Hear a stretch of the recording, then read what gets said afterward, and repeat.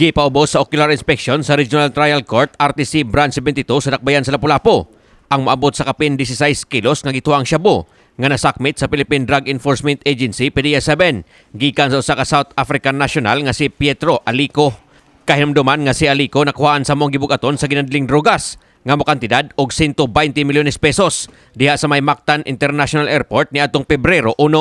Ang ocular inspection pinasikad sa kamanduan ni Judge Mindolfo Pintor Jr. ubos sa Section 21 sa Republic Act 9165 o sa Office of the Court Administrator Circular Number 118-2020 o gumikan usab nga nalapas ang maong gidaghanon sa ginadling drogas sa maabot 16 ka kilo. Gawa sa PDEA-7 og sa huwes, mitambong usab sa ocular inspection ang mga representante sa Bureau of Customs, City Prosecutor's Office sa Dakbayan sa Lapu-Lapu, ang akusadong si Alico ug ang iyang abogado nga gikan sa Public Attorney's Office Kunpao. Matod sa tigpamaba sa Philippine Drug Enforcement Agency kun PDEA-7 nga si Lea Alcantara, ang maong proseso pagtuman ra gyud sa chain of custody sa mga ebidensyang nasakmit batok ni Alico. Human sa mga ocular inspection, ang korte mahimo nang umando niya sa pagsunog sa naasong mga ebidensya ug igo na lang nga magbilin ang PDEA-7 og pipila ka gramos isip ebidensya sa maabot nga mga court proceedings batok kang Alico. Gikatakdang sunugon ang illegal nga drogas nga nakuha gikan ni Alico uban sa laing mga nasakmit nga illegal nga drogas nga napaubos na usab sa ocular inspection sa korte karong maabot Sabado, Pebrero 18. Nasayran nga lakip si Gobernador Gwendolyn Garcia ang nangusog nga sunugon ang mga gidaghanon sa illegal nga drogas. So naka-specify dito supposedly gani within 72 hours after na-file ang kaso, mag-ocular inspection na itong korte, and then after the ocular inspection through PDEA, i-destroy na. But nalantay limitation sa ato ang pag-observe anang rule kay di gyud na nato usually ma-follow ang 72 hours kay wala tay atong own nga facility. Ang ato pong mga courts kay loaded pud sila, so dili gyud na ma-follow. But rest assured kanang ocular inspection na gyud na.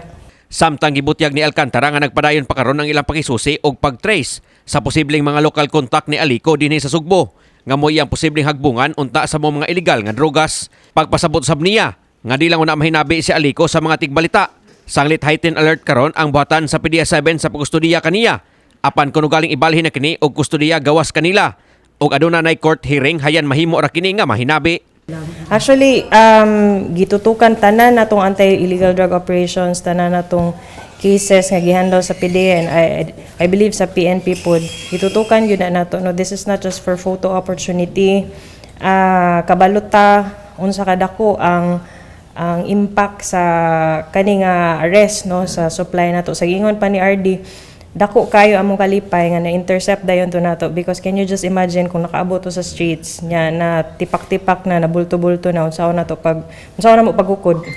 Sa mga pangutana sa kadaghanan kung pila ka higayon magsunog og mga nasakmit nga ginadling drogas ang ilang buhatan, gibutyag ni Alcantara nga magdepende gyud kini sa mando sa korte. Sangnit sila man ang makadesider kung gamiton pa ba kini sa magpadayong mga court proceedings. Kung kaya lang yun nga ma-ocular inspection, ma-inspect ocular sa ato ang mga judges and maka-release sila og kana court order, pwede ra gyud nato i-destroy.